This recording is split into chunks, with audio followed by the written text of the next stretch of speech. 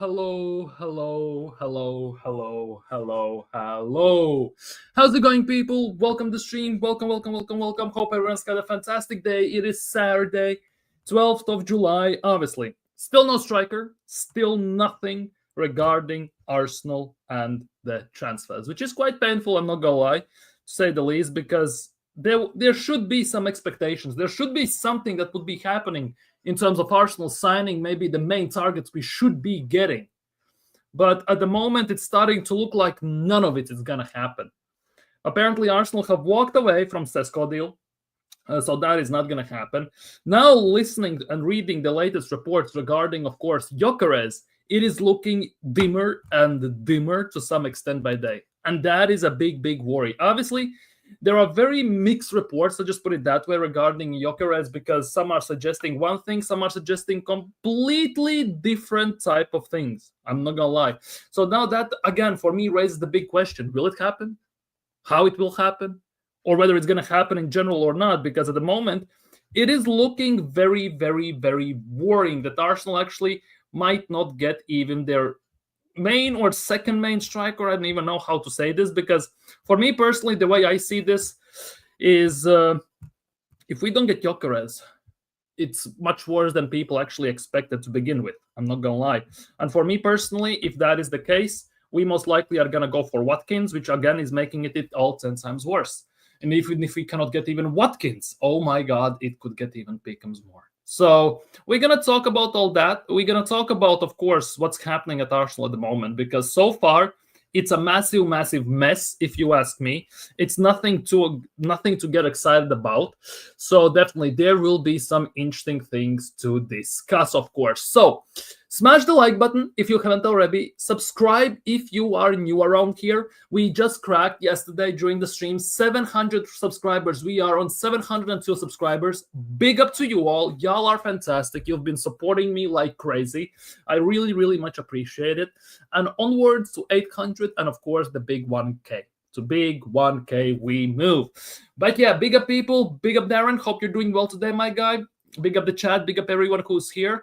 Sorry, Robo, Gyokeres is not going to happen. It's starting to look that way. And that, for me, is a big, big, big, big issue. It's starting to look like Arsenal are making themselves even a bigger joke than people actually anticipated that we could be. We get bantered by our own fans to some extent, but we obviously get bantered even by rival fans. And the worst part is, if you look at the club, that the way it has been built, we are in much better position than many of those clubs. Yet they are winning more. They are making the necessary signings, and we are, on top of all that, we are making signings from those clubs who are trying to get rid of their dross. And it's all starting to get very, very, very beacons. Gyökeres is going to get a mother of all shafts from this club. Man wrecked his life for Arsenal and about to get that. It feels that way. I'm not going to lie. It genuinely feels that way. And it's starting to look like Gyökeres actually might not happen at all, because there are some massive fights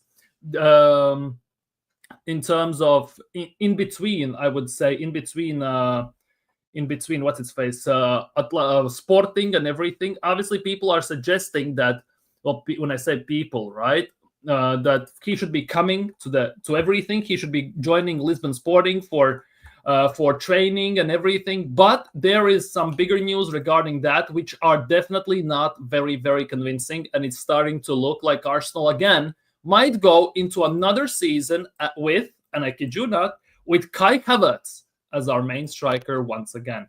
As if the previous reports were not enough, today Fabrizio Romano shared this, and this is a big, big worry for me, if you ask me. I'm going to zoom in a bit more so you can see it, but Sporting president on Gyökeres not showing up to preseason. Obviously, Gyökeres was told to show up for preseason. Gyökeres said he is not gonna. He has broken up with his girlfriend. He's taking 2 million salary cut and everything just so he can join Arsenal. He is doing everything in the world to join Arsenal. Meanwhile, Arsenal, well, are taking this as not serious, as it's some sort of a joke, as it's some sort of embarrassment all of a sudden. It's making Arsenal look wrong or something weird like that. But what Sporting's president has said is that if they don't want to pay Viktor's fair market value, which is basically 70 million plus add-ons, we are comfortable with that for the next 3 years. We'll see what's going to happen with Gyökeres, because he has burned a lot of bridges at Sporting Lisbon at the moment. Obviously, they are not fully down. but most of them are. And how the fans will respond if this deal doesn't go through, how Sporting Lisbon in general are going to respond and everything, it's going to be very, very, very interesting. How is that going to go? Because Arsenal are apparently offering 65 million plus something, plus 15, I guess, in add-ons. Sporting wants 70 plus 10 in add-ons. And there is that 5 million difference, and Arsenal are haggling over that. This is the most embarrassing part. When you watch us sign Madueke for 52 million, it's looking 10 times worse. This strategy is also making it more complicated for the player to leave. Yes, nobody is above the interests of the club, whoever they are. Facts. That also is facts, to be honest. Sporting's president is actually saying some proper facts there. Nobody is bigger than the club. Nobody is bigger than the club. No player is bigger than the club.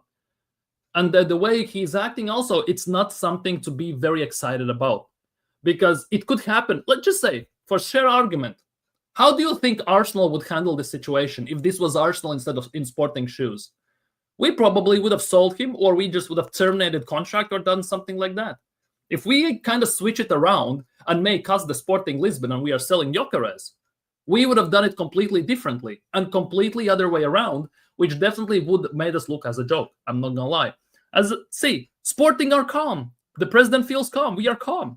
Everything will be resolved with the market closing, a hefty fine, and an apology to the group. See? He's already preparing to the fact that Arsenal are going to screw this up. They're not going to get Gyokeres. He's going to get fined 100%. How much remains to be seen. And on top of that, there will be apology in front of everyone. And let's be real. People understand other people. People get given second chances. And he's going to give it. He will be given second chance, 100%. And the worst part is, he's going to learn from it as well. Which means Arsenal, if they come in once again, which I doubt so, if it comes to that, he's not going to join Arsenal, because Arsenal have shown their true colors right now, that they are absolutely ruining it. They're ruining it. They're ruining their image. And this is actually looking worse with Andrea Berta at the wheel rather than Edu, because Edu actually would have paid most likely. Tim Lewis and everyone who is offering this money and says the values, he's also looking like a mug right now. He's making Arsenal to look like a total and utter joke in this regard. And this is ruining the club's image in general. And now the big question is, who would even want to join Arsenal if we operate like this, if we cause such havoc, such toxicity and everything? We might not even get him. Let's be real. We actually might not get Gyokeres.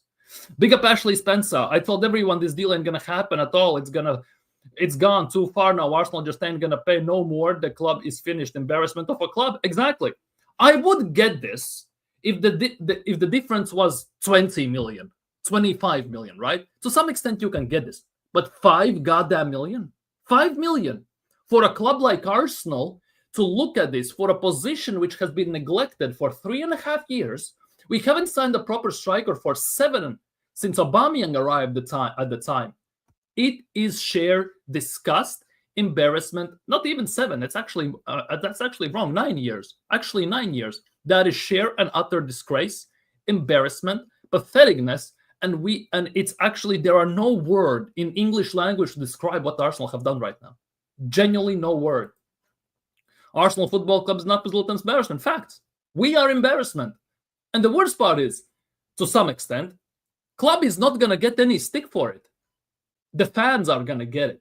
Because the club doesn't go on social media like this. The club doesn't have friends who are the fans of the club, or friends who are, or the friends who are fans of the other of different clubs. We have friends who are Chelsea, United, Liverpool, Napoli, Juventus, Real Madrid, Barcelona, RC Lens, or Norrköping in Sweden, or something like that. We're gonna get the heat at the end of the day, because I have to sit here on stream. I have to sit in group chats, on Twitter, on everywhere, and take the banter from every single fan around the world.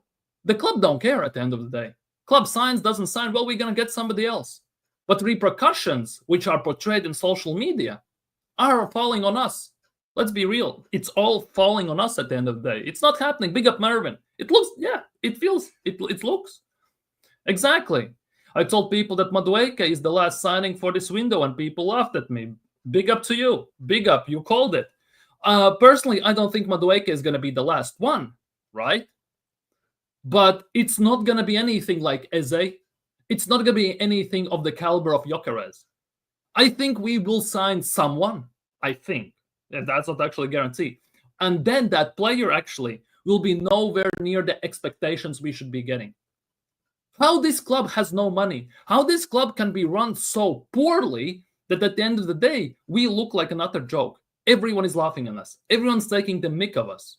I just want to be the fly in the room of Tim Lewis, Richard Garlick, Arteta, Andrea Berta, even Josh Kroenke meetings when they discuss these things, when they talk about this stuff.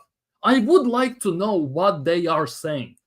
Because from outside looking in, this looks like a proper and utter joke. What is happening at Arsenal? How comes we all of a sudden cannot sign players? We are haggling over a few million. And we did the same with Declan Rice, remember? We were doing the same with Declan Rice. We did the same with Calafiori. We do this with most of the signings we make. The bigger the caliber of the signing, the more we try to haggle over, the more this club is looking like an embarrassment. Because all that has been proven over the years is that Arsenal have no problem signing mediocre, smaller players. As soon as it becomes to a star player, a quality player, a name in the footballing world, we drop the ball big time. We have no pool. We have no abilities. Let's be real. We have no abilities. Only way we can attract big players, or some players in general, is paying the money over the top. And I'm talking about wages here. We are not actually talking about the price. Because if Arsenal were a serious club, what is 5 million for Arsenal? They're gonna make those 5 million with interest back just from the shirt sales, from the armory or wherever, when Gyökeres signs. You wanna, because that will be, that is the top-notch level signing. Let's be real, Arsenal fans are gonna buy out the shirts with printing of Gyökeres on the back without shadow of a doubt. Because 5 million difference with £100, like 4.2 million pound difference for 100 million for 100 pounds, sorry, for one shirt. That's only 420 for 20. That's 4,200 shirts. 42,000 shirts. Sorry, my bad. 42,000 shirts. That is for £100 a bag, a shirt. 42,000 shirts. You want to tell me that there won't be 42,000 Arsenal fans who are going to buy that stuff? Probably about 100,000 fans are going to buy that stuff. They're going to make the money 2 times fold back, 3 times, if not 4 times fold back. We've been so starved for a striker, for a star player to come in, that this would genuinely, arguably, be one of the top sellers at the end of the day. Let's be real. How comes that? I don't know. It might be just me, but for me, it makes sense. Pay the extra 5 million, you're going to make it back 5-10 fold. For club, they doesn't do that. We are acting like we're brokies. We have no money, no nothing. We have no problem spending about 120 million on Zubimendi, Madueke, Norgard, Kep, and those signings. But we cannot even afford to sign one big player. Last year, 70 something, 45, 38, 82 million we spent, or something like that, on Calafiori and Merino. You want to tell me for that money we couldn't have signed a proper striker? Tony was there, Sorloth was there, Dovbyk was there, an endless amount, Boniface, Guirassy from Borussia Dortmund right now. They all were there. And we just chose purposely not to sign a striker. Because Kai Havertz hit a purple patch in the second part of the season before, and Arteta thought, oh, we can ride the wave for the rest of the season next year. It's pretty obvious we can't. It was obvious to everyone even before that we can't. But for Mikel Arteta, somehow he thought he's the genius that he is not. Let's be real. This is all on board, on owners, on the board, and on Arteta. All this mess right now we are in over all of these years, it is all on the board, Arteta, and the owners. Nobody else. It's not on players at the end of the day because we signed the players. We pay the money for the players. Well, Arteta pays and the club plays. How much? That is on the club. Let's be real. Yes, we can be dissatisfied with the signing, with the performance and all that stuff. But at the end of the day, if a manager comes out in an interview and says that the players I have are not good enough, they are not maybe good enough, I have nobody to sub, we are hit with injuries, it's his fault that we haven't signed those players. It's the board's fault that they haven't allocated funds, or the owner's fault. This is all stemming from everything at the time when the club is at fault. And it was under Wenger like that, it was under Emery like that, and it has been under Mikel Arteta like that. Nothing has changed. At this stage, our managers, more specifically, we're talking about Wenger and Arteta here, are the shields for Cronkies for the money they get paid. 15 million a year for Mikel Arteta. At the time, Arsene Wenger was the highest paid manager in Premier League, one of the highest in the world as well. They both were human shields for this dumbass, bum-ass ownership who have run this club as a business where sporting-wise it has been run into the ground, but business-wise to make money, it has only flourished. Unai Emery was different. He wanted the players. He wanted some accountability. He wanted the proper money. And at the end of the day, he didn't get that. Hence why he was pushed out of the club. Yes, fans rebelled against Emery, but that was too soon after Wenger left. People who were still hurting after Wenger left were the ones who pushed him out. Let's be real. They were the ones. Now they have found another toy, another love child, another godfather for them, Mikel Arteta. And somehow looking at all of this mess, Mikel Arteta, for unknown goddamn reason, is more loved than Arsene Wenger. Can someone explain me why Mikel Arteta gets more protection? Why is he more loved? Why is he more appreciated at this club when he has literally done fuck all to deserve any of what he's getting? All the praise, all the love, all the money he's getting. He has done absolutely nothing. And as long as we have Arteta, as long as we have Richard Garlick, Tim Lewis, Cronkies, everyone up there running our club, we are doomed. Let's be real. We are doomed. We're never going to act like a proper club. Never going to do the necessary things. We're never going to do things what are necessary. Everything starts from the top, and the top is ruined already. Bunch of broke American owners. Facts. One of the richest owners in footballing world, by the way, we have. Yet we act like we have some sort of a bum-ass ownership who are penny pinching every single time. I said this can't afford an extra 5 billion, just paid 52 for Madueke. This club is an absolute joke. Exactly. And then obviously you have the media running the PR move all the time. Madueke deal is separate from Gyokeres and Eze or whoever. Is it really? Is it really separate? Because we are haggling over 5 million right now with Gyokeres and Sporting Lisbon. Yet we have no problem getting Madueke. You'll notice how quickly Madueke was done and wrapped up. Few days, done and dusted. The Chelsea are willing to let him go, Madueke, just before they won the most important, if not the most important game this season they could have. Club World Cup final that will, if they win somehow, would give them insane amounts of money and left to go to Arsenal. Isn't that telling you a lot, to be honest? If he's not good enough for Chelsea, phase 2, Maresca, who are fighting for top 4, they're letting him go just like that. Yet he's going to be the ceiling raiser, floor raiser. He's going to carry us over the line in phase 6. Mikel Arteta supposed title-challenging Arsenal team to win the Cups, to win Premier League, to win Champions League.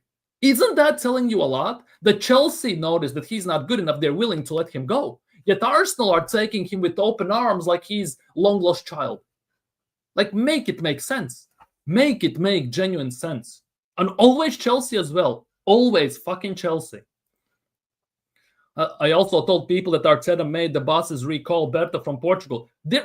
Like, at this stage, I wouldn't be surprised. At this stage, I wouldn't be surprised if Mikel Arteta told Josh, you know what? Gyökeres, I don't want him. He couldn't get me Sesko. I don't want also Gyökeres. Call him back. We're going to go for Watkins or something like that. Wouldn't be surprised. Genuinely would not be surprised. Anymore. Nothing surprises me anymore about this club. Utter and total embarrassment. People have no idea how absolutely obsessed Arteta is with starting Havertz as a striker. Exactly. Arteta is so obsessed to being proven right because he's been proven wrong on so many occasions that he's gonna stick with Kai Havertz till the last breath at this club. That's how it's gonna be. Big up Hyper Protagonist. Hope you're doing well. Smash the likes, people, if you haven't already. Subscribe if you're new around here and everything. Leave your thoughts down the live chat, what you think and how you feel, because this is not looking bueno. I'll be shocked if this happened. Honestly, I would be shocked. Wouldn't be surprised. Eze is also not happening, as the only place he can play in the squad is for Odegaard. Arteta will never replace Odegaard in the starting 11, and Arsenal ain't paying 60. Yeah, exactly. Same, to be honest, same thing applies for Madueke. 52 million? You really think he's going to be a backup for Bukayo Saka? You really believe that Arsenal are signing a player who costs over 50 million just to be a backup? Name a player we have signed like that. Name a player. Most of the players we sign that are 40 million or above are the main starters of the team. Always. Happened with Timber, happened with Partey, Declan Rice goes without saying, Kai Havertz, and everything. It happens all the time. Merino, he wasn't supposed to be a starter, but he was 38 million, let's be real. Most of the players we sign above 40 million are usually starters for this club. We are not Man City. We are not Real Madrid, Barcelona, who can afford drop money like that and then just put them on the bench. And even if we could, this manager knows F all about rotation. Let's be real. Genuinely, this club knows F all about rotation whatsoever. Even if we could drop 50 million randomly just to do the things, we can't. Genuinely, we can't. Let's be real. Sorry, guys, I have to go on the road. We'll finish watching later. This club's a fucking show. Big up, Darren. Big up, Darren. Big up, Darren. Big up, Rich. Hope you're doing well. Go subscribe to Rich as well, 9.99. Send me the link and jump on for about 20 minutes. You want this on... Is Twitter fine for you if I DM you or something like that? Can I send you a DM? A DM on everything, so, or you want it on maybe Instagram? Let me know where I can send it to you. If you can jump on, would be much appreciated as well. Because this is some utter BS thing that needs to get sorted out ASAP. I'm not gonna lie. Need some other opinions as well. Let me know where I can send it. 100%. Mr. Robo 19, it should be this. Should be this. StreamYard maybe, mate. I've never done it on Twitter. No, yeah. I can send you a link, but where to send it? Because I kind of don't want random people jumping in. Like, if you get what I mean. That is the case. I thought just maybe in DMs just drop it or what. That's why I'm asking. Or Instagram or whatever, I can drop it there. That's why I'm asking. Where can I send it to you? Because that is the case where we're gonna go from there. Let me know. You can. I will drop the message 100%. You follow me already? Hold on. You want the link, Everest? You want the link or not? Just no Arsenal, Chelsea signings. Big up Sniper, 100%. 100%. I can join in a few minutes if you want, Rob. I don't have... Oh, no, all good. I will be live for an hour or so. 100, like for about... No, I will be live for about 40 minutes, 45. You can definitely jump on, 100%. You can jump on.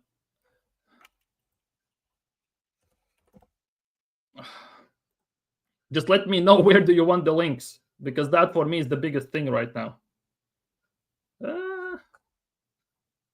You can show... okay. Well, okay. This is for the people, some people who want to join at the end of the day, who can, like, people I know, let's just put it that way. For people I know, I'm not gonna lie. I'm American. The Cronkies spend so much money on their NFL team. They spend billions on stadiums. They fire people, make their teams bare. All of their teams have had success, but can't pay $5 billion for Gyökeres. Facts. They spend all the money on Denver Nuggets for Jokic and everything, although Jokic as well at the moment is on shaky grounds. They do everything for Colorado Avalanche, Colorado Rapids, and everything. They build malls, like rain tracks or train tracks or whatever and everything. But for Arsenal, no chance. Arsenal are the sponsoring main team that sponsors rest of the stuff for the club. Basically, Arsenal are the sponsorship for everyone else. Arsenal are the sponsorship for everyone else. Genuinely. Arsenal sponsor everyone at these days.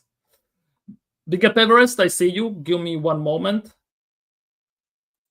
We aren't getting anyone serious. We are not, definitely not. We are not. In Uganda are very, very depressed because of Gyokeres deal, which is delayed. Yeah, I wouldn't be surprised, to be honest. Arsenal in Africa have very massive following. We never traveled there as well, ironically enough. Big up Hendon, hope you're doing well today, my guy. We are going to sign world champion Madueke. He's not even going to play in the finals, let's be real. He's not even going to play in the finals. Okay, let's do it this way. Oh, wrong one. I'm sorry, I'm new to this stuff. Big up Rich. Big up Rich. Can you hear me? All good? Yes. Can you hear me, Robo? Can you hear my friend? Yeah, I can hear you. I can hear you. Yeah. Everest, you good? Yes, I'm all right. Are you good, my man? Are you good? Yeah, doing all right. Hopefully everyone's good as well. Oh, man. So, obviously, Everest is a Liverpool fan, so he is on somewhat happier days. On cloud nine. On cloud nine. Absolutely. Pretty much. Yeah, very happy. Pretty much. Big up Pepper. Pretty much, yeah. But yeah, what you make of this Gyökeres situation? How are we feeling? Let's go with. Well, come on, Rich. You go first. Come on. Let's do this. Oh, mate. Robbo, I am today, I can honestly say, which I've seen this happen many a times with my club, supported for 33 years. I can say right now, within hours, not just like today, what I've just seen with Fabrizio Romano, I am embarrassed to call myself an Arsenal fan today. Reason why? Because the way this club promotes things, boasts things, we do everything, meant to do everything perfect, or the merch is always out, the win the dog, the light bulbs, different tables, pickpocketers. It's like they want everybody to see all these things where it makes them think, oh, we're going to look brilliant, we do things in style, and other teams are going to be bigged up by it. But we're getting laughed at, man. We're getting laughed at. We can't even go that extra bit further to get a striker over the line when we've had no striker at this football club in 3 seasons, and we are still approaching middle of July, and we still don't have a striker. And we'd rather go in on Madueke and give Chelsea more money and fund another window. They must think it's Christmas with Arsenal. They're like, what can Arsenal give us this window? Should we have a centre-back? Should we have a defender?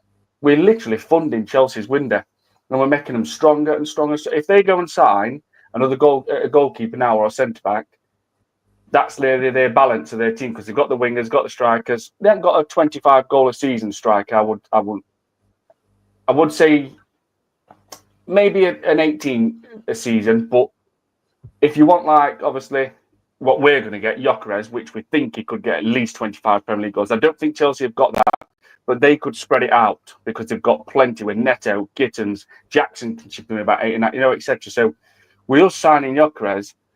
I'm like, how stupid can we be?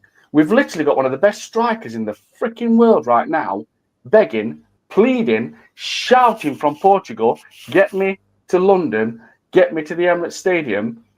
And we've got an idiot, a stupid prick like Tim Lewis, the co-chair of this football club, who apparently is the one who will just go like that, tick, we'll go that extra further. We will tick that off. Yeah, that can be done. We'll meet the valuation.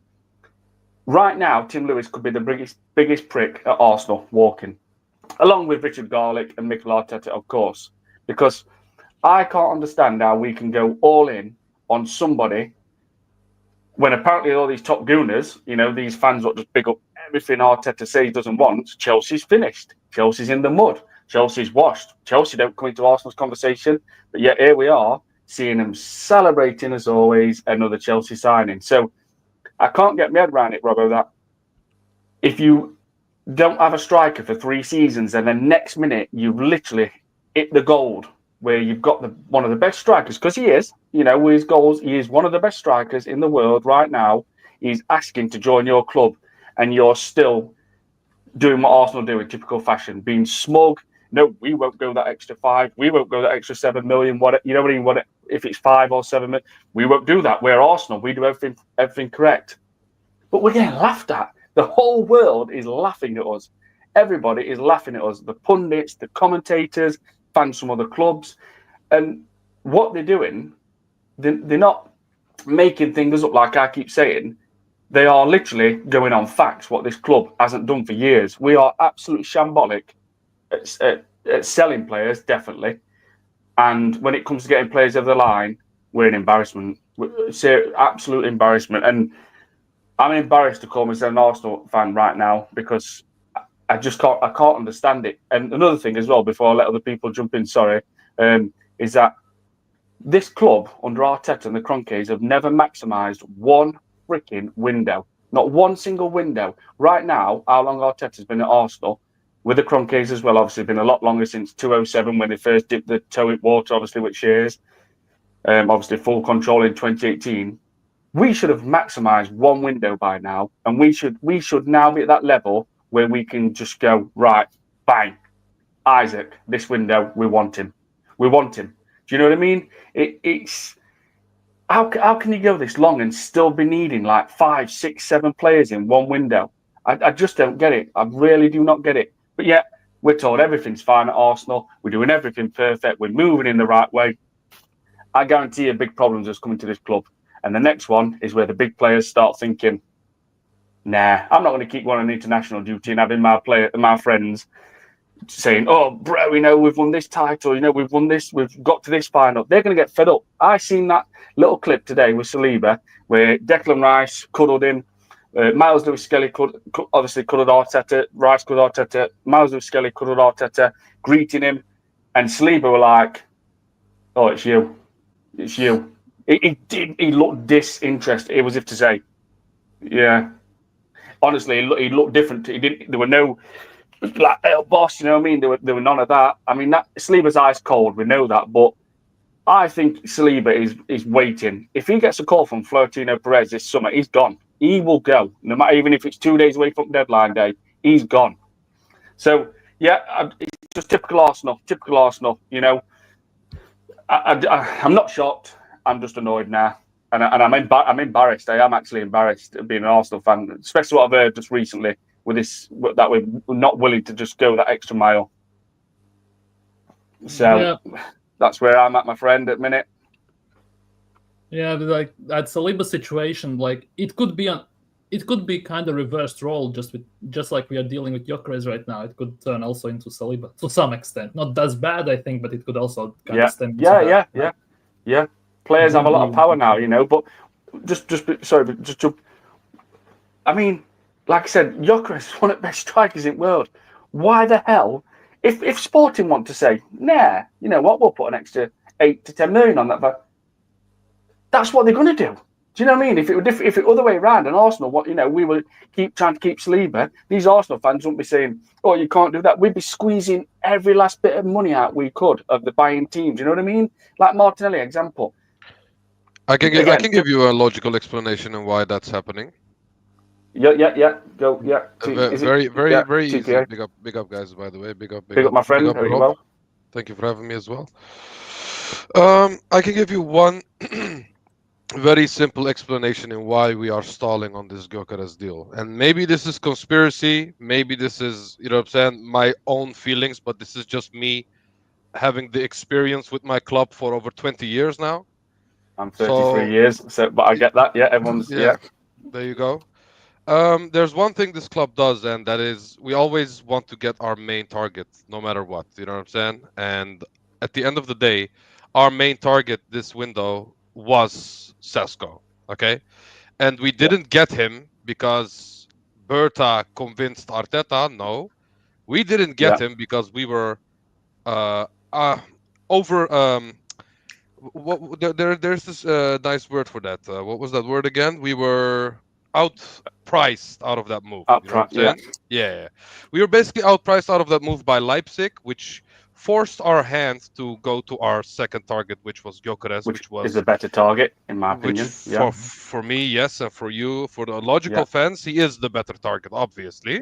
Yeah. And also for Berta, because he is Berta's first target as well, ever since Atletico Madrid. So this guy has done his research for years now. This is not something that's pretty recent. You know what I'm saying?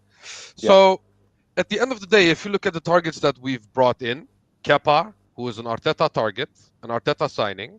Zubamendi is an Arteta signing because they said that Edu and Jason Ato did all the groundwork for that signing. So that's not a Berta target. Madueke, Arteta signing because the last tweet about Madueke was Arteta called him, Arteta did this, Arteta did that. Norgard is also an Arteta signing at the end of the day. So if you look at all the signings that we've brought in, yes, it's pretty nice volume because we've been missing a pretty window with a lot of volume of players. You know what I'm saying? Because normally we buy only two or three and we call it a day. And now we are looking to buy 5 or 6 players, which is nice, I love to see that. But the problem is, if you bring in a guy with a huge CV, the biggest CV in our hierarchy right now, clearly, you know what I'm saying, which is Andrea Berta, and you are just making him do what Edu does, and that is only go to Arteta's targets, and if you have no other choice, then you can look at your own targets, aka Gyokeres. You know what I'm saying? So the problem is, if we weren't outpriced by Leipzig for this Sesko move, we would have bought Sesko.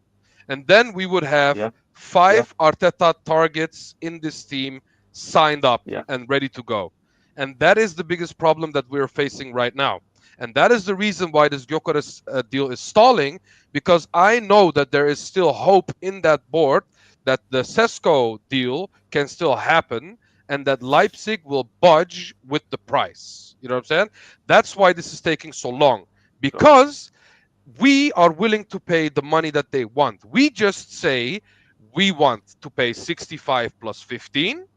They want 70 plus 10, which is not hard to do, because at the end of the day, we are willing to pay the money. He's one of the best, and we haven't had a striker for 3 seasons. So I don't think his contract finishes till 2028 at all. TK, yeah, it's at least 3 years. Yeah, you can imagine him like thinking, you know what, Arsenal's not had a striker for 3 seasons. They look around on social media as well. Do you know what I mean? They will see how the Arsenal fans are reacting, and they know this club's not had a striker, and we fell short without one. So they will think, you know what, let's start getting smart here. This club needs a striker. We ain't just going to let him have him for cheap. We're going to push him as much as we can, and if they want him, they'll pay it. But this is Arsenal fashion. Like, this is what we do. We lowball teams with disrespect. Yeah.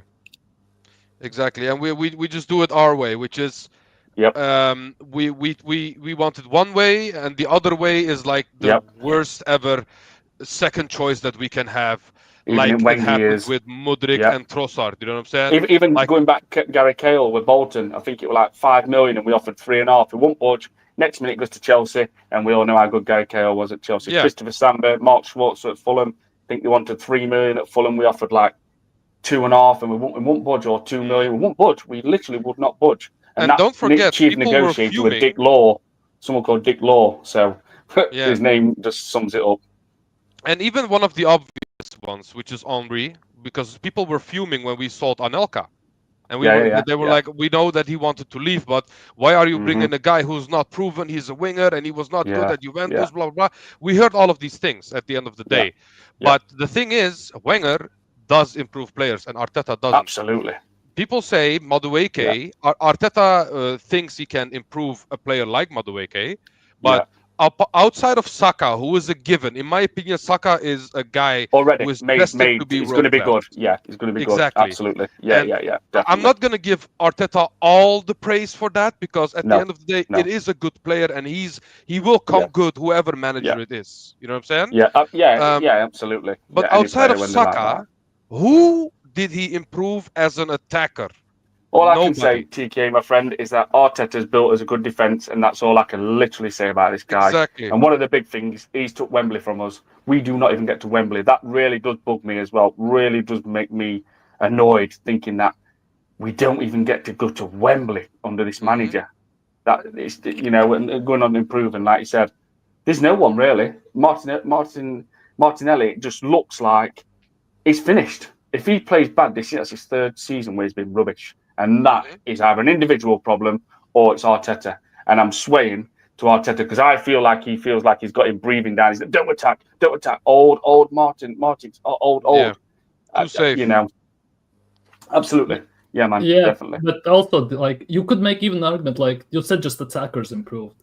How many players he has improved in general at this club? If you think about it, like who has gone 10 times better, or even I half the mean, better? I will Besides give him credit Gabriel, for the I would defense, say. bro, because Gabriel is he was a bozo and he turned him into an amazing defender. You know what I'm saying? Yeah, I will yeah, give him that. So yeah. Gabriel's got better at Arsenal. I will say But that. Saka That also for me is like a hit and miss a bit because before the when it all started, let's just put it that way, Saka was doing more dribbling, more running with the ball and everything. Now he has changed the system, and Saka does much less of that. The thing is, Saka is actually that good that he can adapt to the specific system that is going around, specific circumstances that develop in front of him. Rest of the players just disappear unless you're a specific type of player, which sounds very wrong to say. I agree, Robert. Even with Martin Odegaard, our worst player to me last season, especially because he's a captain. I know people say Sterling, Neto, etc. Yes, they were. Neto had a dire game against Girona, literally his first. You know what I mean? His first game, and obviously fumbled in it. But I'm putting that on Odegaard for worst player because he's the weakest captain I have ever seen in football. Literally, he is. It's embarrassing having him as a captain. It should be Gabriel or Rice, but there's so many things, man. There's so many big problems come to this club. Honestly, I swear. But it's nuts. Now I'm going to turn to the resident Liverpool fan who's been yes. patiently Let's hear waiting some for positive news from Now, It's Me Mika, Everest. one Let's thing hear some proper football. I want to show you something before we do everything, right? Because this is where it all is now starting to kick off in a bit. No. Obviously, the source is a bit of a vague one. Let's just put it that way. But Liverpool, And you know what? It was expected. We called it as well to some extent. Like it's gonna happen. And right if they now, want it, they'll get him. Yeah, I can see already Everest grinning there in the corner. I can already see him being happy. So Everest is just thinking that's just one more attacker to our attacking prowess. What we've got, poor Basically. Arsenal can't even get one striker. Yeah, so I mean, let's be real, guys. Everyone and their mother was gonna go for Rodrigo if he got available. So absolutely, it was obvious that Liverpool was gonna go for him. But if we're realistic, guys, at the end of the day, Liverpool need to sell either Nunes or Diaz to at least fund this signing. Still, and they will get good pay for. They will get a good fee for him. Absolutely, they will make sure they get money for him. I mean, I heard the Napoli deal with Nunes 50. Was off. Yeah, no, they rejected 50. But yeah, they said Liverpool want too much. We're out. I think Nunes. I think Liverpool will want 60 for Nunes, and about if they go for, I think they'll want 70 for Diaz, about 75 actually, and 60 for Nunes. They will make sure they make teams pay. Come on, Everest. Outside looking in and everything. Yeah. So what I heard and read through different Discord servers and also different websites is that Bayern and Barca are kind of lowballing, and Bayern has set the price tag to 60 million, and Liverpool actually want 80 million, which is I think in euros, not pounds. In euros. For Diaz, yeah. For Diaz, yeah. And from Napoli, they want around 70, and Napoli can't afford that. So now Liverpool is waiting for another Saudi proposal. So it is getting a little bit muddy, and I am also not enjoying the selling of our club. I'm definitely enjoying the buyings, but we also need to sell. Otherwise, PSR is going to come for our asses, and that is going to be. Trust me, you are chilling. Liverpool Football Club are chilling with You've got no. I think you are the last person that needs to speak about PSR and FFP, bro. Yeah. I mean that's true, but the thing is that obviously when you get shiny new toys, you want more toys, and I want more toys. I want to secure everything. I want to do the double, do the treble.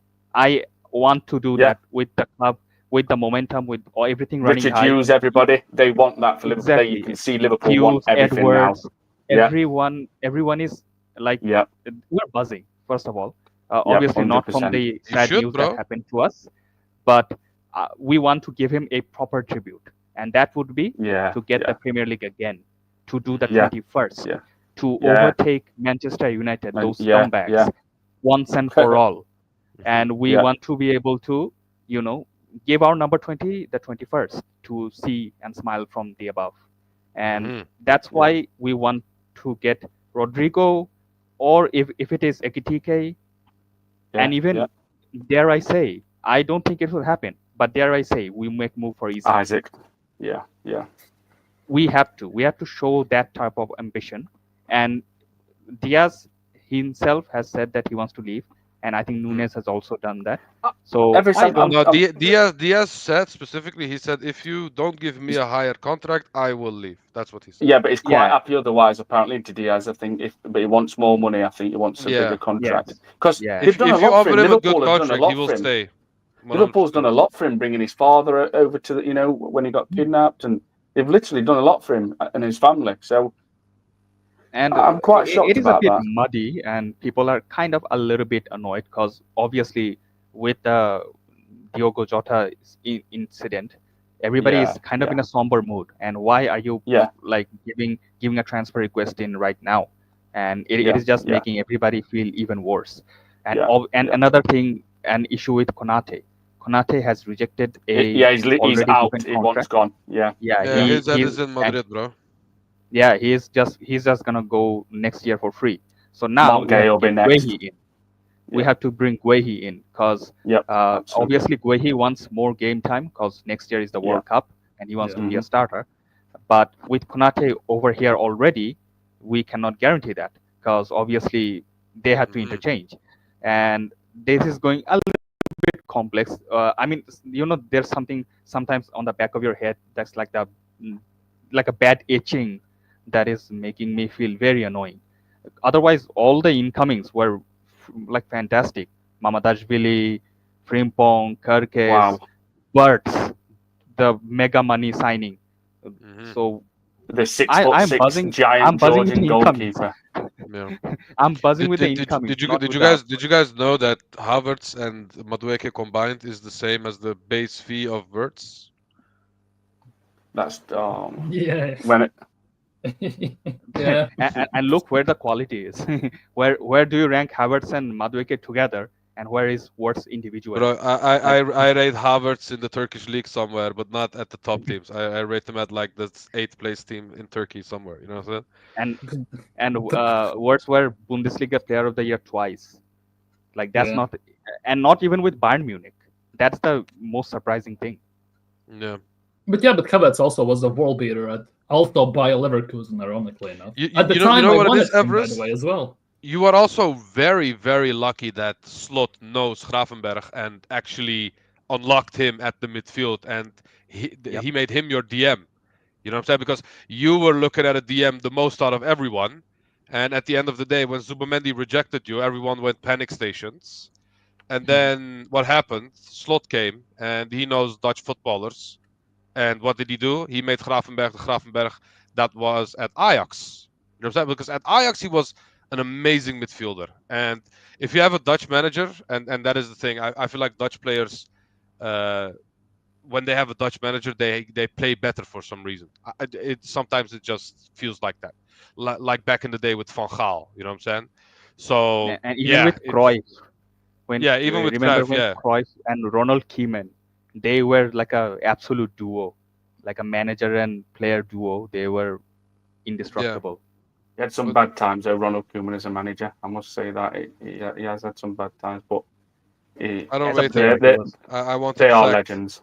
Personally, they are legends. Koeman, Cruyff.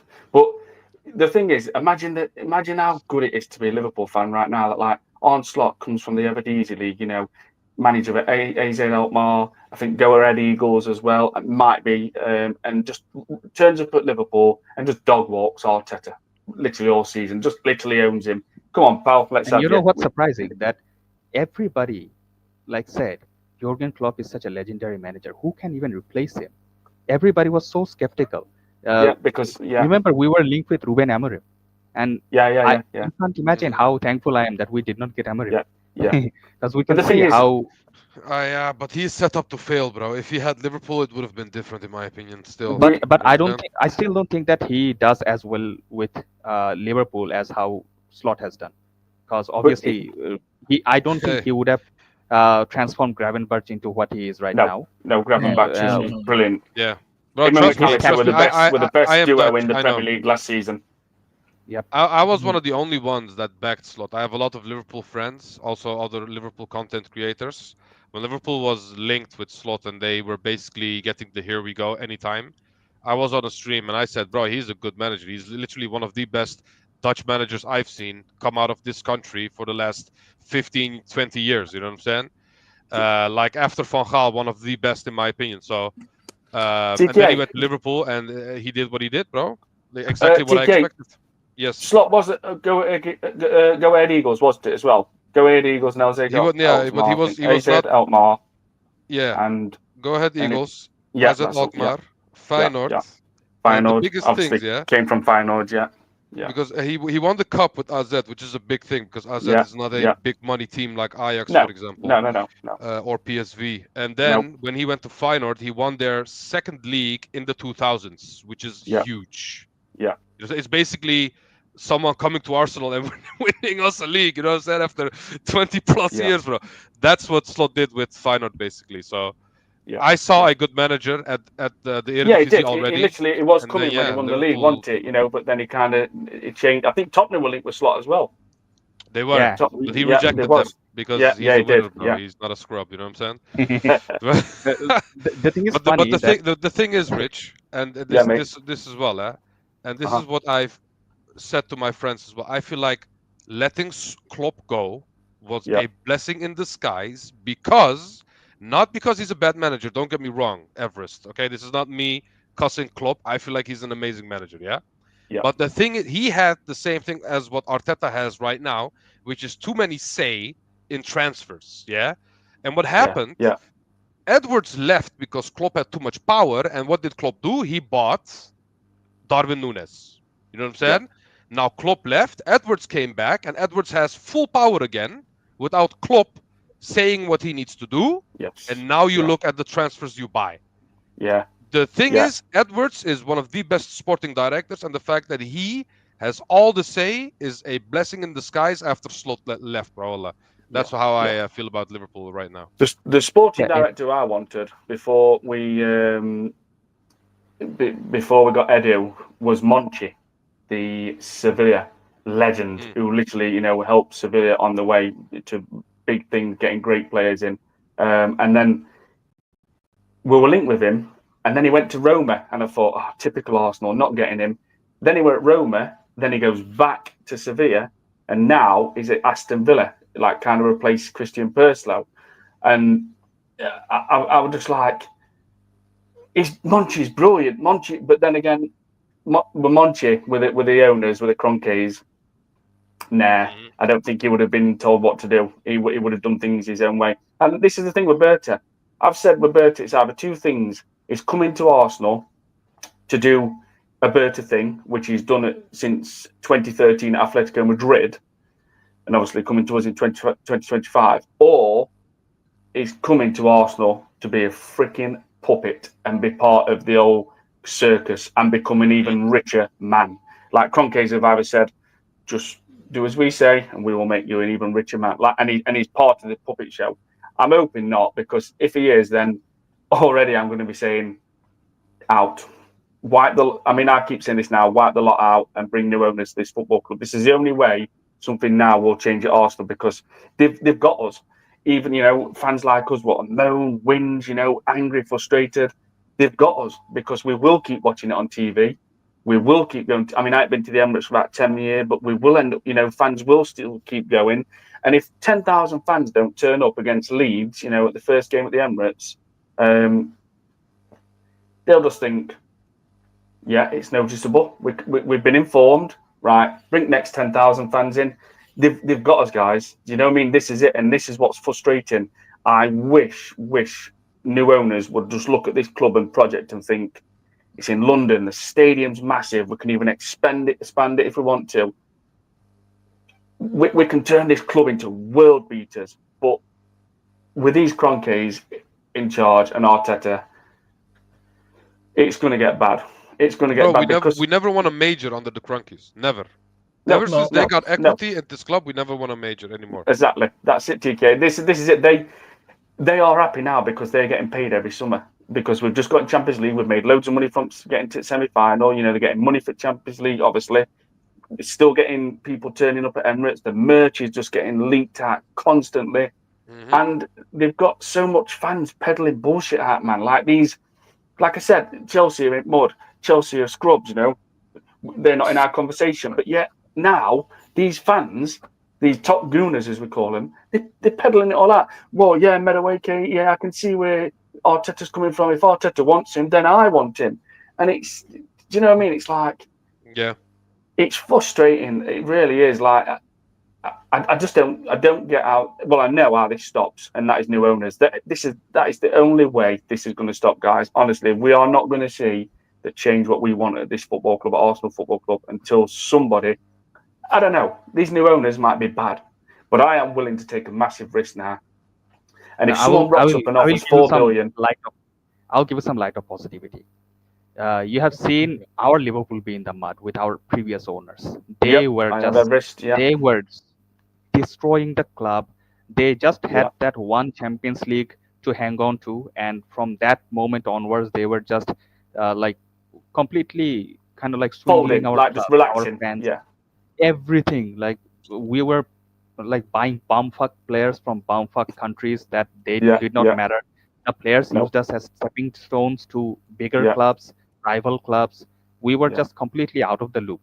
Imagine like Michael Owen going to Manchester United. Like one of our youth academy player went to our all-time rivals, and that X Angeles let that happen. That should have never happened. I know he didn't go directly, but it should have never even crossed his mind if he was a true Liverpool player. And that happened. That means our former owners were incredibly awful. But then it changed. Managers changed. We did not stay at the same philosophy of like being the nearly man, the journeyman, the Brendan Rodgers, even Benitez on his later years. Then Roy Hodgson, all of these semi-mediocre. Like managers. Rodgers brought you back in there with Sturridge, Sterling, and what I mean. He started getting things moving, didn't he, Rodgers? He started getting you nearly there. But he was like obviously he was like Arteta.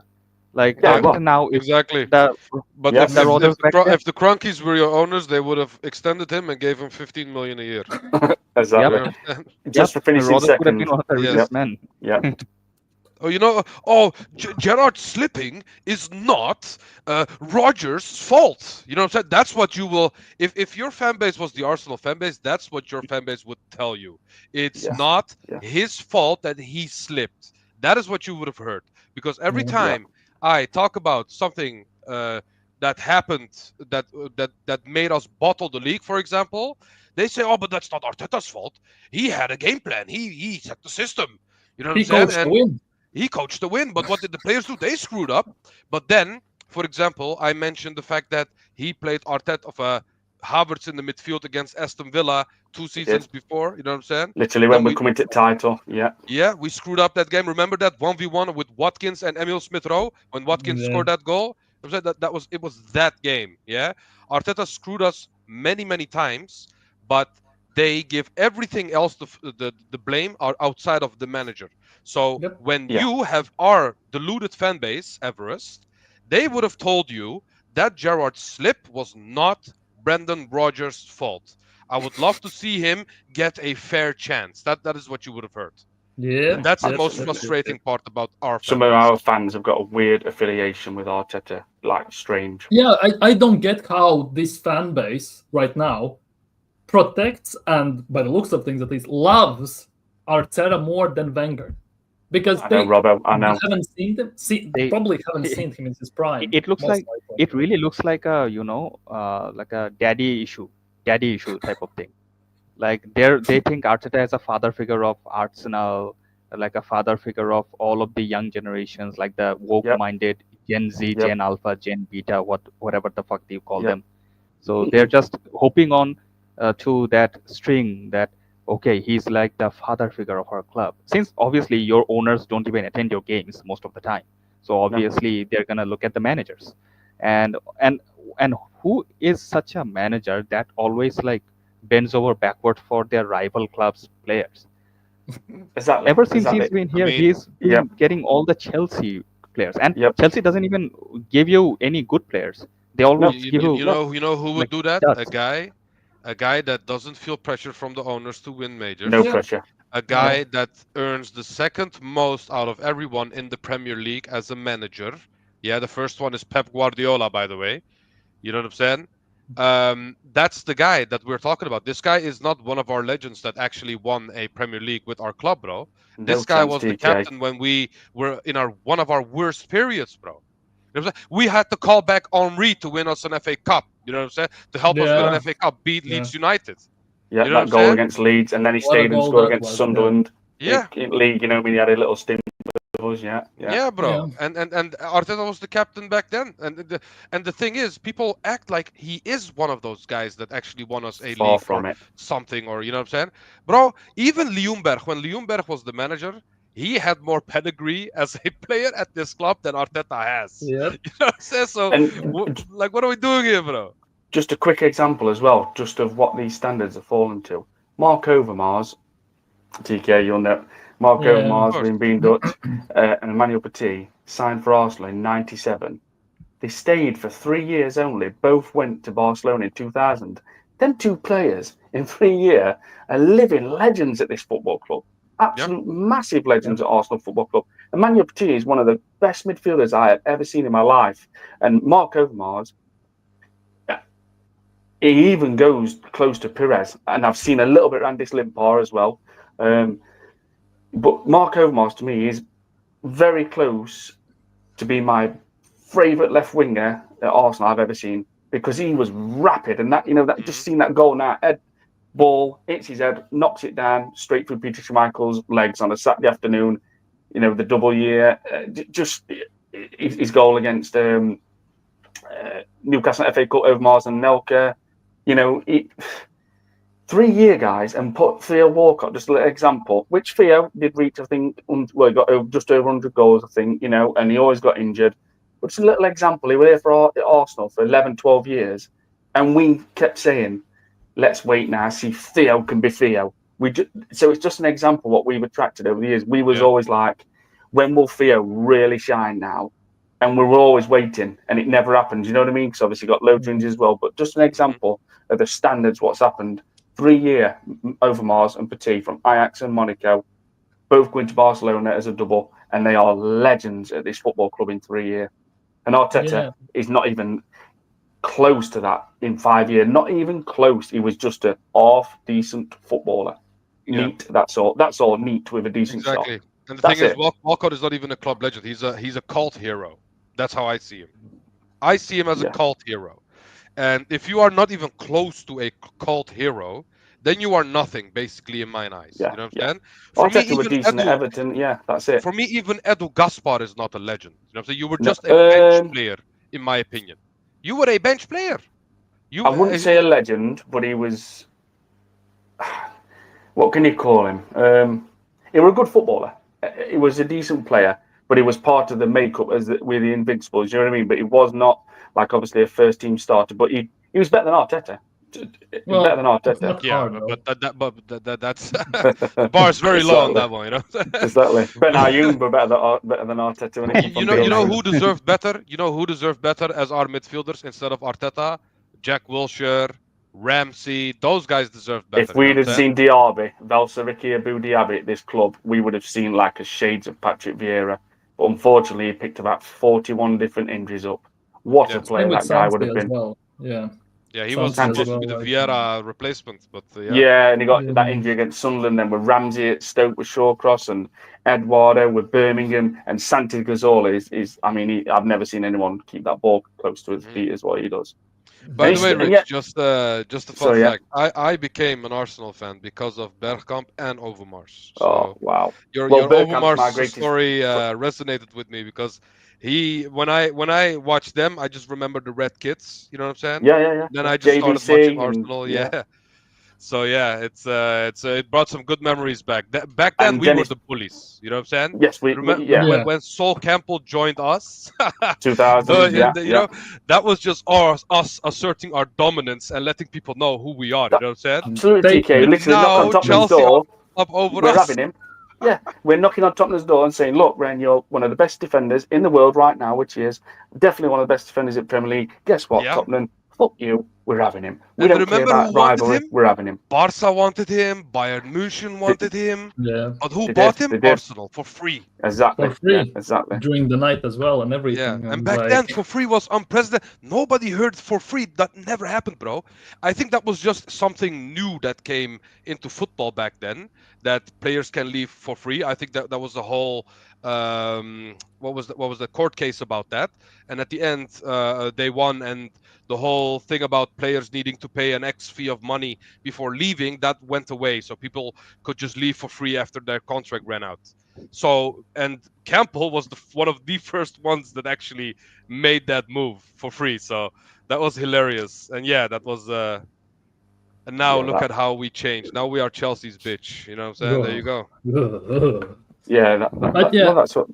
I must say, Yeah. like, it's insane. Like when you look at everything, like the journey. Man, that sounds weird to say, but from from back in the day when you started supporting Arsenal to this day, it's like only downward spiral most of the time. It's never going upwards. FA Cup maybe tilts it a bit up, but again, it goes straight down. And Like, now, if you let me look at tell the you, Definitely. let me tell you an interesting thing. Like in Bangladesh, obviously due to the dominance of the Spanish oh club, boy, there are a lot of Real Madrid and Barcelona fans. yeah, But before that, when actually television, those like big televisions were at that time, no LCD, LED, or all of these oh, bullshit right now. Yeah, those big ones. So at that time, when we were just getting the cable and stuff, and a little bit of the ESPN and Star Sports and all of these were just coming off, people started to like Arsenal way more than they were doing Manchester United, because Man United at that time was seen as the but like uh, people actually did not like Alex Ferguson. That I'm going to like tell you, because obviously we do not we do not most of the time like the ones that win everything. So that is why there are probably a bit more Barcelona fans than Madrid, because Madrid was used to splurge all the cash and get all the big players, while Barcelona was growing their academy players most of the time. And then everybody become Barca fans. But before that, lots of people were Arsenal fans. I probably was a very exceptional case, because I kind of fell in love with Steven Gerrard as a like a captain, as a player, as a newcomer in the team. I was completely like enamored by his play style, his midfield dominance, his long shots. Like dude just had a little bit of like a inch gap, and he would just go for the strike, go for the long shot. He wouldn't even think about whether the ball is bending or not. He would go for like pure power, and he just let the luck go on and just happen. Like watching him was like it was literally like watching an attacker and midfielder at the same time. It's not even like watching like a different midfielder, or probably he will pass to someone and he will attack or something. It's having like enjoying like buy one get one free type of thing. Yeah. So Yeah. so Gerrard will always be my one of my favorite midfielders, obviously, and he actually made me a Liverpool fan. Because the very first goal in my entire like Premier League I actually saw was from Van Nistelrooy. So I could have actually turned a United player. So that would have been terrible for me. I'm glad that I picked the right side, and I saw the light in a good time. But otherwise, I can say that there are a lot of Arsenal fans in Bangladesh, and even they're frustrated. They're kind of depressed in Yeah. different social media accounts. I can see that people. Obviously, we're not as I would say like as fanatic of a fan in our real lives, because cricket is more kind of popular in Bangladesh, but Yeah. people Definitely. who actually follow and people who are obviously they're in the know of the things, they do feel really bad that Arsenal has been trophyless for such a long time, especially with the Premier League, because it is the bread and butter. And if you can't Yeah. get that coveted Yeah. title, then what are you doing? And obviously, you also do not have any Champions League. And for Yeah. a institution this big, that is a disgrace. If I'm being really honest, because With what we you have spent, been absolutely. you Yeah. you have had so many good players throughout your history, but that title is still missing in your that crown, that star. Definitely. It is still missing. And These owners are just riding off the things that we did in the past before they were the owners of Arsenal. You know what I'm saying? Yeah. Doing the whole Invincibles merch and blah blah blah, bringing out like 20, 30 types of merch, and half of them are a memorabilia for things we did in the past. You know what I'm saying?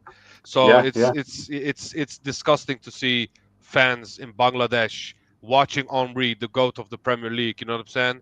Getting used to a club and then seeing your club fall in front of your eyes. And the reason why I'm saying this, and people can call me dramatic, whatever they want, you know what I'm saying? I have a background. I am Turkish. My family are Galatasaray fans, and Galatasaray, yeah. we've Big up Osimhen. yeah, we've seen winners Icardi. all. We've seen winners all our life. You know what I'm saying? We've seen winning. We've seen winning. We've seen winning. And every time we don't win, something changes. You know what I'm saying? If it's the chairman, if it's the manager, it doesn't matter. They all left and someone else came. You know what I'm saying? So at the end of the day, if the club doesn't function, they just change it. And the fans, for example, spending 75 million for a player is something that never happens in the Turkish league because of the income. We don't get Premier League money. You know what I'm saying? It's just that just never happens. Yeah. But the fans, the amount of sponsors Galatasaray got from the Turkish, from Turkish sponsors that just said, you know what, we want to see this guy in this country. We will give you the money. Just bring him in. We know that you will represent us well in Europa. You know what I'm saying? Which is why we lost to them in the final in 2000s. Remember, guys, when we lost to the final against Galatasaray? It's not because they had a better team than us. It's because they had the mentality to get it over the line, and we didn't. You know what I'm saying? The save that Tafarel made from that Henry header. You know what I'm saying? At that point, I just knew, bro, this is a long day. This is a long day. And mentality gets you there at the end of the day. And we are not a football club right now as Arsenal Football Club. We are a company, and that's the biggest issue. That's the biggest issue. It's even 1 year he's going to look round in start of season and think, where's the winners in my team? Oh, Declan Rice, there's one, but that's it. Where's the rest? He's a winner. He's a European Championship winner already at just turning 18, and he's going to look round and thinking, none of these guys have got off at line. You know, Declan Rice says we're West Ham. This is what I'm saying, like just what you've been saying, TK. Imagine that at 18 saying, yep, him. They've won nothing in their career. And he can say already he's a championship winner, European Championship winner at 18. Yeah. So even that's enough. And just going on to 1 year, he was one of our best players last season. Scored, I think, 8 goals in all competitions. And Arteta took the piss out of him towards the end of the season. He didn't even give him 0 minutes. Not like even giving him 10, 50. He literally gave him nothing. And I think already he's took note about that. He's literally acknowledged that and thought, you know what? Now he's coming, because he's got confidence anyway. You know, he's a brilliant young player already. But he's looking at that now in this summer and thinking, you ain't doing that to me again, Arteta, you prick. You're not gonna disrespect me like that. You're not literally going to put me on the bench and give me nothing. He's not daft. He's young, and he understands. I'm young. I need to break in the team. I need 10 minutes here, 15 minutes. But he's going to look at it and think, you gave me nothing towards the end. He gave him a few minutes against Ipswich. Bang, comes on, scores a goal. But now he's looking and thinking, I'm now a winner on top of my confidence already, which I've already got, even so it's going to be even more confidence. He's looking and thinking, I'm just warning you. If you can't give me minutes, I'm gone. Because I tell you something now, that guy can get minutes in any team in the world. Yep. Any team. He's brilliant. He's got so much confidence. And someone like, if you're at Dortmund or Bayern or even at Napoli with Conte, he would flourish, man. He would flourish. Oh, yeah. I'll take him at Liverpool. Calm down. Genuinely, calm down at Liverpool. No. Because I rate him that high. That's why I'm saying. Exactly. Okay. And Chelsea will look at him. They literally love stacking their front line. They don't stop at anything when it comes to front line. They will stack wingers, strikers. And I've heard something, I don't know, I can't remember where I've seen it, but I've seen something that Newcastle want to partner Ekitike with Isaac. Now, if they do, guys, with Alenga, Barnes, Murphy, and Gordon, I've even predicted Newcastle could finish 4th because they will have a lot of firepower, and Eddie Howe can get a tune out of every single player. my predictions anyway is City win the league because of just the squad. I've just got a feeling they're going to be so angry this year. But the centre back, they haven't got a world class centre back now. There's no Diaz, what we've seen 2-3 years ago. They haven't got a world class centre back. Kyle Walker needs replacing.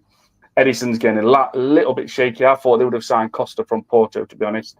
And with Rodri back, etc. Liverpool obviously I think will finish second. I've picked Chelsea to finish third. Arsenal fifth. Well, Newcastle fourth, obviously, and then Arsenal fifth. Unless I see a window, what we've been promised for years since moving to Emirates in 06.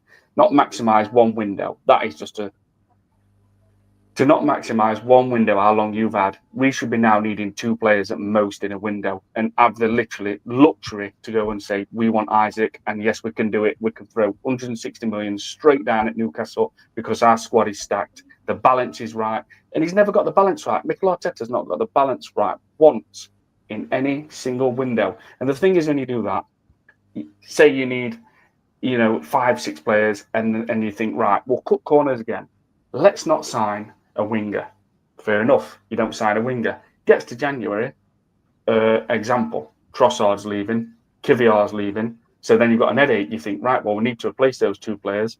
But guess what? We didn't sign that left winger.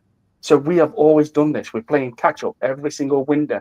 Like, you'll then need to go and sign that left winger what you didn't sign in the previous window.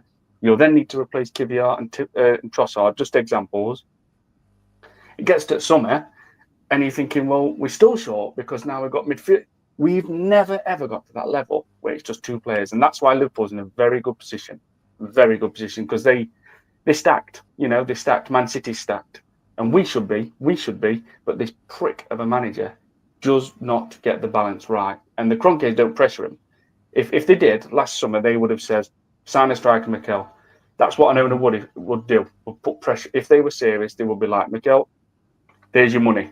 But I need to know what you're doing with it. Do you know what I mean? I need to know where this money is going because I can see, and I hate to say these words, Josh Kroenke, as an Arsenal fan, I can see my club, which it is, and I hate to say it, we need a striker.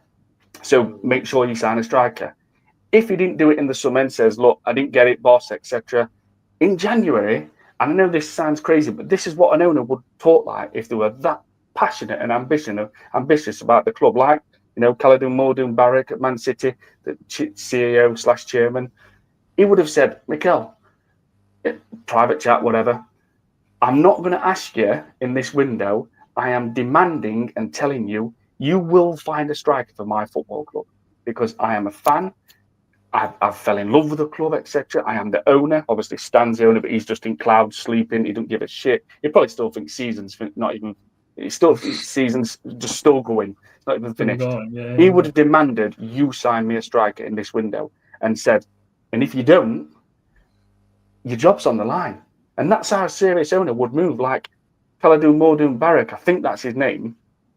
He said to Pep, basically, you could tell there were conversations had because Pep, obviously, he's got ambition, he's won trophies, but the Marmouche was not meant to happen till the summer. And he brought it forward in January because he wasn't happy. They was not happy how the season was going. And they thought, the league's over, Liverpool running away with it, the dog walking everybody, but let's give us the best chance of finishing second and winning an FA Cup. So City's chairman, bang, bring signings in now and start the rebuild. So when it gets to the summer, we have to half it. If we get 4 now, we can get another 4 or 5 in the summer. And that's how big winning club moves. That is a club with ambition, what just will not settle for being average. That's how they move. We don't move like that. We're far from that. Still no striker right now. We are not. I'll give a little bit of a prediction. What will probably happen with Arsenal and everybody else, most like a generalized view, that you will get Gyokeres, but you will not get the left winger that you are hoping for. That's we got it already. I mean, like you got Madueke as a Saka replacement, right? So Saka backup, obviously. He's starting. We don't spend 50 M's for a backup. Trust me, he will don't start. Do that here. Okay. Left winger. Well, one for Just us. before I do leave, guys, as well, thank you very much, Robbo, for inviting me as well. We'll do more, etc. when I get a laptop not set up. But I just want to say this, and anyone in chat, this is crazy, right? But this is, you can see Arteta doing this because Kai Havertz, don't forget, is Arteta's love child, along with Martin Odegaard. Odegaard. Do not be surprised if you see this manager, which I keep saying he will do anything to benefit himself rather than Arsenal Football Club. He will take a risk of trying to play Kai Havertz, his love child, on the left wing this season. And it will be like watching Mertesacker on a wing, because he will not want Kai Havertz on that bench because the pundits, the fans from other clubs, fans like us, commentators will say, look what you get when you play a striker, a proper striker, a prolific striker up front. He will not like that because he cannot stand being wrong. He's a stubborn, smug, arrogant prick. Yeah, that's gonna be like that. And I don't think we're gonna get a striker anymore. I don't believe anything like we. Same, Rob. I'm saying it's actually insane. And Dio mentioned in this chat when TK mentioned merch, right? And now imagine next year, 140 years. The merch is gonna be fantastic. The amount is gonna be, and the money and everything is gonna roll in. And of course, we're not gonna see any of it. We are not gonna see even a cent of it in transfers. And you know who will not be there to wear it for the photo shoots? Saliba will not be there. Maybe some others will not be there. Saka will get fed up. Saka will get fed up if he starts going through season not winning trophies, and all his teammates are saying, "Oh, this is what it's like to be in finals and win trophies." He's going to get fed up. Players want trophies, and they want to look at the CV and see trophies. And even Arsenal will walk down London, go into a train station, look at a seat in a train. Oh, we'll make merch out of that. You know what I mean? They make merch out of anything. They'll see a can of Coke and say, will happen, Rich? "Let's make merch out of it." We will sell Saliba. We will buy Trevor Chalobah, and then people will gas that up. Like, he is an England international. You know what I'm saying? Homegrown and everything, bro. Trust me, something like that will happen. Can you imagine being Saka, going to the international friendly matches, going with all the players, all winners. The English players, and almost everybody has some sort of silverware, while he does not. That's what I'm saying, Everest. It won't bug you. Everest, anyone who says it doesn't bug you, it will. Even Manieri won the Euros under 21. Even he is coming back with a medal, bro. That's what I'm saying, TK. He's going to look and say, "Don't belittle me, guys. Well, preferably Arteta. Don't just put me on bench and give me 0 minutes because I am a winner and I have my agent's phone is red hot right now because he's going to. I bet he's getting absolute calls left, right, and centre. His agent, literally, he is 100%. 100%. You know what's disgusting, Rich? I saw a video the other day of Arteta's office, and I saw how it looked like, bro. The first thing that you see on your left hand is a picture of Arteta with the FA Cup. That's it. Like literally that, bro. Yeah. the office is empty apart from that, bro. Bro. He is so proud of that FA Cup that Abba won for him. You know what I'm saying? It's crazy, bro. I mean, actually crazy. It's just embarrassing, guys. Honestly, Everest, obviously a Liverpool fan, he's buzzing at minute, but everybody chatting in the panel, it literally is embarrassing because a nasty, like, we should be nasty, ruthless, and like, if you want that money, Sporting, we'll pay it because we need your striker. We are desperate. We've had no striker for 3 seasons. So if you want that, we ain't going to lowball you. We're not going to disrespect you. Gyökeres is our player. Get the fucking player over the line. Get him in pre-season. Excuse my language, Robbo. Get him in pre-season and get him moving. Look, we're back.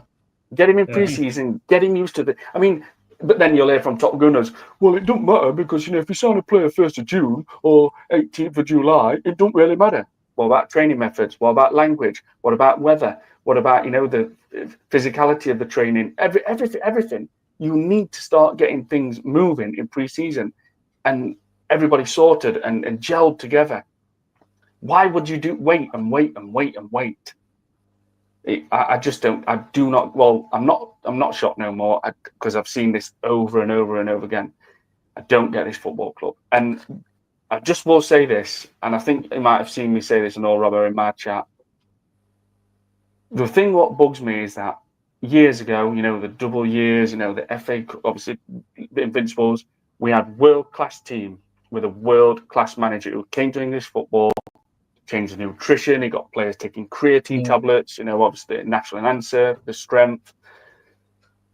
Then we would have a world-class team. Then we were signing players like Richard Wright, Giovanni Van Bronckhorst, a fox in box at the time in the Premier League, like a Francis Jeffers, because we were that good. We could add, as I call it, we could add half a class of players onto what we'd already got, because we've got titles to back it up. We've got a brilliant, one of the best managers in the world at the time. But now we've still not even got a world-class squad, even 11. Rice can be world-class, Sack can be world-class, Gabriel Saliba can be, on the day, they are probably the best centre-back pairing in the world on the day. But rest of that, it's not world-class. And now we're signing half a class, adding on to half a class with no title to back it up and no world-class manager. So I just don't get it. Like, we're doing things backwards all the time. Yeah, only thing we have world class is PR at the end of the day. Like, yeah, exactly. That's the only thing. Exactly. Only thing. But yeah, absolutely, Robbo. Absolutely, man. People, big up for coming. Big up everyone. We have held almost 100 viewers on average for the whole stream. First time ever in my life. I'm not gonna lie. Big up to you all. People, please subscribe to Robbo if you already haven't. Subscribe to Rich as well. Thank you very much, my friend. If he actually opens up the channel, keeps it going. Everest, do you have a channel? I have a stream. And Everest as well. He has a channel. He's testing things out, and he also has. Subscribe to everyone. Like the stream. Big up, people. 1 minute for everyone. Last words. Will we sign Gyökeres? And where will we sign anyone in this window after that? Till the end of the window, we'll sign anyone.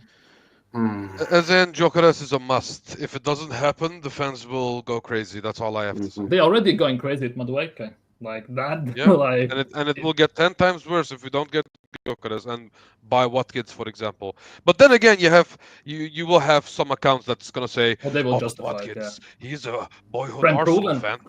Proven, English, homegrown, and all this stuff. There it's gonna be. So yeah, it has to happen, and I genuinely think it will happen. But I'm around like 60-65% with Gyokeres, because I genuinely believe they are stalling until the Sesko price drops. So most likely, that's just me. Everest, what you think? You gonna sign anyone? Will we sign anyone? Yeah, you will sign Gyokeres, but I don't think it will be enough for the Prem.